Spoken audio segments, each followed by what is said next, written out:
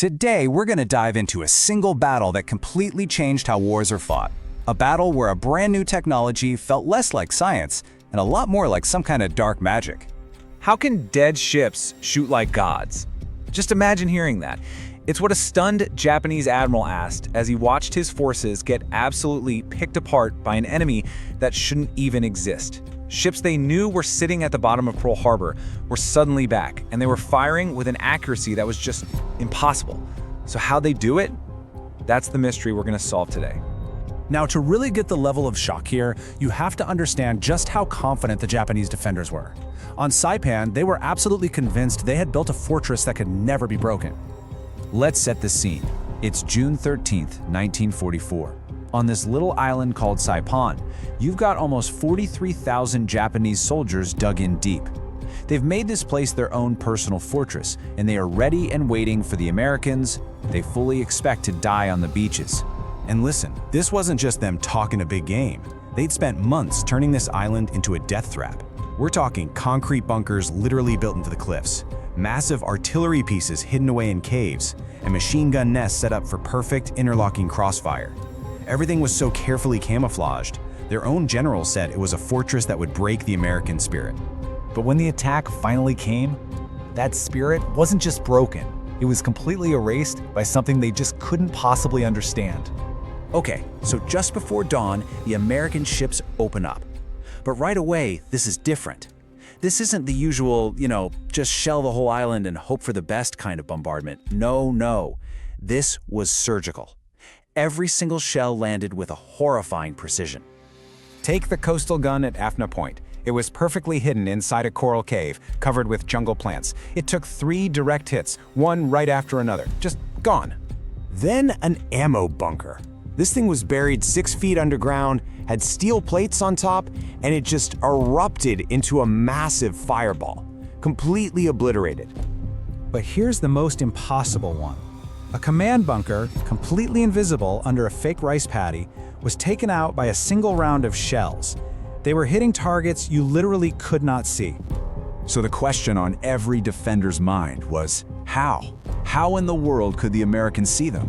How could they see through miles of ocean, through the dark, through smoke, and all that camouflage to land shells with that kind of pinpoint accuracy? Well, the answer wasn't human.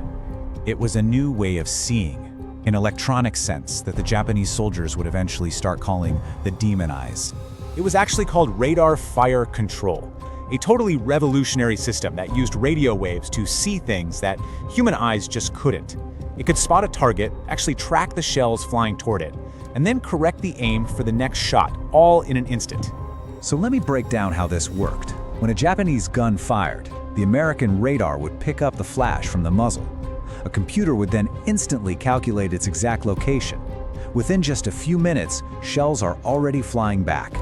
Radar would then track where those shells landed and automatically correct the aim for the next round. It was this terrifying, closed loop of destruction. And the result of all this tech? Well, get this. The Mark 8 radar system could drop a massive 16-inch shell within just 15 yards of a target from over 20 miles away. I mean, think about that. That is an absolutely insane level of precision. So this wasn't just a tech advantage, It became a psychological weapon that completely changed what it felt like to be in combat. The entire idea of combat was turned on its head. Everything that a Japanese soldier relied on, their warrior spirit, their courage, the art of hiding, it was all suddenly useless. They realized they weren't fighting men anymore. They were fighting a math equation. They were fighting machines. A lieutenant on the ground, Masaki Ishida, he put it perfectly. He said, "We are not fighting Americans, we are fighting their machines, and their machines do not miss." It captures that feeling of just utter helplessness. This wasn't a fight anymore, it was an execution by a machine that never made a mistake. But the real psychological breaking point, the moment that shattered everyone's morale, it came down to a single soldier. A private named Sato made a break for it, trying to rescue some wounded friends. And an 8-inch shell, fired from a ship 20 miles out at sea, landed 3 feet behind him, killing him instantly. The system was so precise, it could target one single person running across a field. The end result was just catastrophic for the defenders. Those fortifications that they were so sure would be 100% effective, well, after that bombardment, they were down to just 15% of their original strength.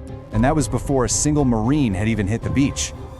You see, the impact of Saipan wasn't just about one lost battle. It was a signal to the entire world that the rulebook for war had just been completely rewritten overnight. Seriously, you can draw a perfectly straight line from these demon eyes at Saipan in 1944 right through to the GPS-guided bombs of the 90s and all the way to the AI-targeted drone warfare that we see happening right now. It all started right here. This was it. Saipan was the moment that war became truly modern. It was the turning point where technology, not just bravery or brilliant strategy, became the main thing that decided who won and who lost. And all of this leaves us with the same haunting question that followed survivors like Lieutenant Ishida for the rest of their lives. When you're up against an invisible, all-seeing enemy that can kill you from beyond the horizon, how do you even fight back? And how do you hold on to your honor against a machine that simply doesn't miss?